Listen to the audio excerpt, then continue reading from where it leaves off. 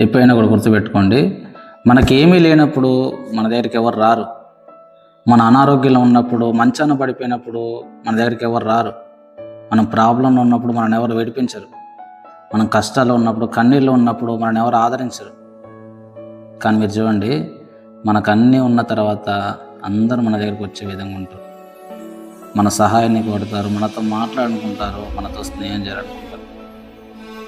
కానీ మనం గుర్తుంచుకోవాల్సిన విషయం ఏంటంటే, మనుషులతో ఎంతవరకు ఉండాలో అంతవరకు మాత్రం ఉండాలి. ఎందుకంటే నాకు ఏమీ లేనప్పుడు నా దేవుడు మాత్రం నన్ను ఆదుకున్నాడు. మన కష్టాల్లో ఉన్నప్పుడు, కన్నీళ్ళు ఉన్నప్పుడు నా దేవుడు మాత్రం నన్ను ఆదరించింది. మన అనారోగ్యంలో ఉన్నప్పుడు, మంచాన పడిపోయినప్పుడు నా దేవుడు మాత్రం నన్ను లేపిండు. అలాంటిది అన్నీ వచ్చిన తర్వాత ఆయన విడిచిపెట్టే స్థితిలో మనం ఉండొద్దు ఏమాత్రం కూడా.